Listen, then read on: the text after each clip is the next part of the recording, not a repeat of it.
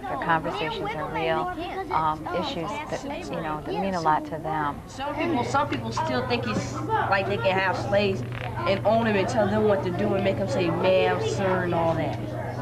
But that's stupid, though, like we said yesterday. If the war's over, why should they have to say, oh, Mr. and sorry, sir? Yeah, that's what we was talking about yesterday. Why don't they just back then, it's the way black people had to talk to white people. That was Bodo. I ain't like it because they had to tell them, why don't they just call them by their names? And some white people don't know their name. They be just calling them nigger for the heck of it. Yeah. They still think right now, white. They shouldn't. I know they shouldn't do that. They do it now, too. Yeah, I know. What book club provides is a kind of real-world context where people with all different perspectives and all different abilities and all different interests come together around a common theme or a common topic. And what we try to do in book club is help students understand and really value each other's positions and perspectives, and help them understand that one of the ways that they can help each other is that at any given point in time, somebody may be confused, or somebody may have a different take on what's happening in the story, and that they can really help each other by just sharing the perspectives that they have. Students also have to learn how to have a conversation about a book. In the beginning phases, you see very formal kind of question asking that parallels what they think they've experienced in school, where in their reading logs they may have asked questions, and then what you see in their book clubs is a very formal turn-taking, where they ask a question, kids answer it, and there's not much conversation. At the other extreme, you see everybody talking at once, and it's very hard to figure out what's going on and to participate.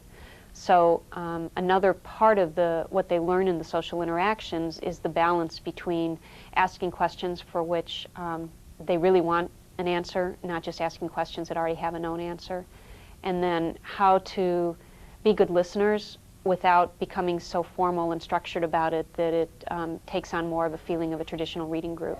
If you're in a group book club, you never write while another person's talking, because that's really rude when you do that. And you always listen and respond to what they have to say. Sometimes we disagree. When someone disagrees about what you're saying, it usually leads to a big argument of the whole group. And like someone always goes to look in the book, and then like we find out what is true and what's not. When other people are reading the book and you don't understand it, they can explain it to you, and they can help you to understand the book more. I always try to be right, but sometimes I'm wrong, and they prove it to me that I'm wrong, or I misunderstood something. You gotta listen to other people, and you never talk when they're sharing. Story, and you never talk when they're sharing. Yeah. When I group the students, I try to think about several different factors.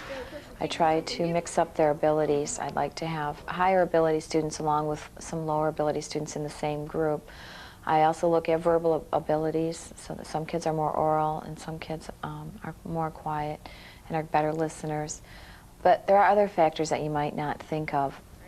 I try to look at personalities, and I try to look at attitudes and the social status in the classroom, and try not to create combinations that I know will be problems. If there's two strong personalities, it's going to be more heartache for me if I put them together than if I try to avoid that.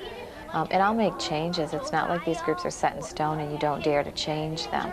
I like to leave the groups together for the whole book or unit that we're doing, and then I change groups each time I change units. But if it's very obvious after 2 or 3 days that you have a situation that's just not going to work, it's easier on you and the whole class if you just make a change early on. It gives the teachers a lot of freedom and flexibility for being able to think about the needs of their individual students that they have in any given year. Yeah. Well, it's like this big. You can hear everybody's ideas, and then a lot of times you can figure out what other people think about the book and their opinion on things that have happened in the book. Teachers and students bring important issues to the attention of the whole class during Community Share. I always like to end the day with Community Share, bringing the kids back together as a whole class. Sometimes if I'm walking around during the groups. I hear a certain group talking about something, and I'll specifically say to them, would you mind bringing that up in community share? I think that's something the whole group needs to talk about. But I'm just kind of part of the community and just kind of take a real easy role, and we just kind of talk about where the story's going. So they ran into some Confederate people, and they told them about how your brother might as well be dead, or something like that. A Confederate officer came up because a Yankee chicken was like running up the tree that they were in, and he loaded the gun after he shot the other guy and pointed at them. And he smiled and walked away.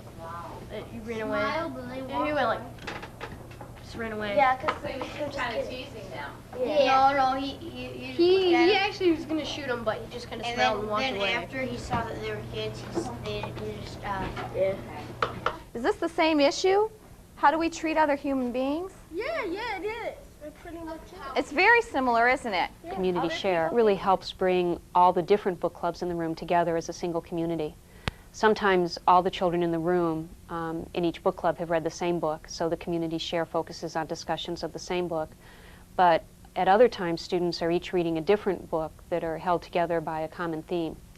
And in a situation like that, community share is particularly important because it helps the teacher help the students see common themes and issues across the different books.